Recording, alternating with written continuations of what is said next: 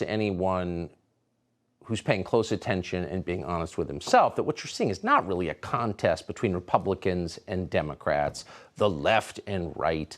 It's a contest between the people in charge and everybody else. It's not actually partisan in a traditional sense. There's really one party on the big issues being economics and foreign policy. There's total agreement in Washington. And so once you understand that, then you can go backward into recent history and reassess a lot of the things that you saw through a very different lens. And one of those things is the imprisonment of the Democratic governor of Illinois, Rod Blagojevich. And in retrospect, it's very obvious that he was sent to prison for political reasons, incarcerated for 8 years on bogus corruption charges. His case is a lot more interesting than most people understand. He's learned a lot. He just responded to the indictment of Donald Trump. This is the Democratic former governor of Illinois. And he wrote this, quote, "President Trump fired me, freed me, and now he's getting effed like me. Weaponized prosecutors are destroying our country.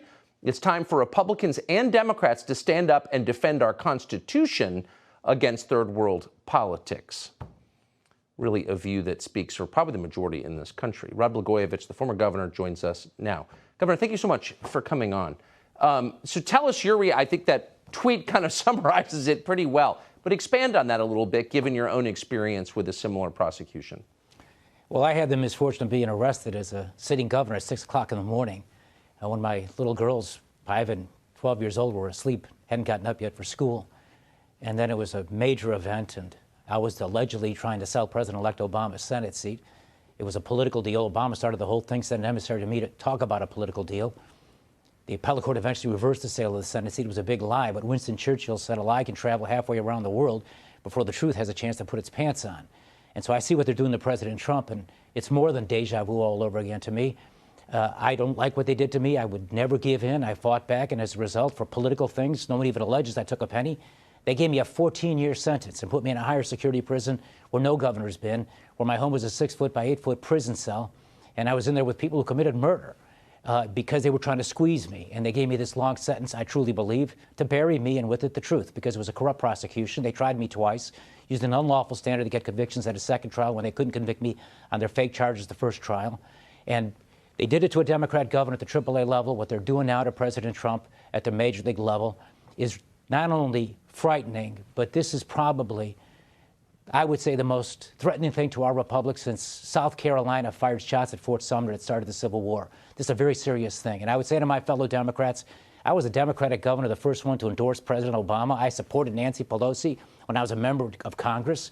I would say to my fellow Democrats, put your country above your hatred for Trump and be against this weaponization of prosecutions by political people who have uncontrolled power and are going to destroy our freedoms.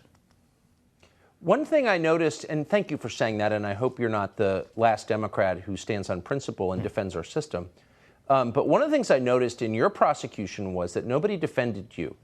And once you're accused of a crime, very few people stand up or even bother to assess the actual evidence. I was one of them. I had no idea what had happened to you. It took me years to figure it out. I'm embarrassed by that.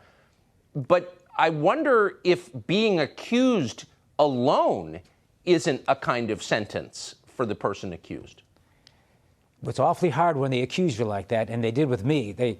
I was Roger Stone before Roger Stone. They arrested me with SWAT teams around my house. I was a sitting governor.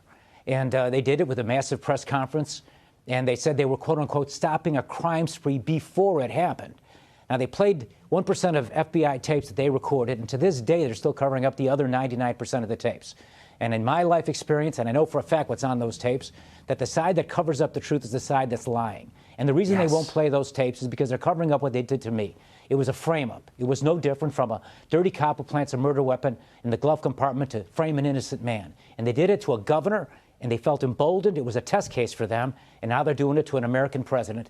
And I love my country. It was some bad people in government that did it to me, and I cry for my country when I see what's happening now, that they would do something like this to an American president, irrespective of what party he or she is from. That's right.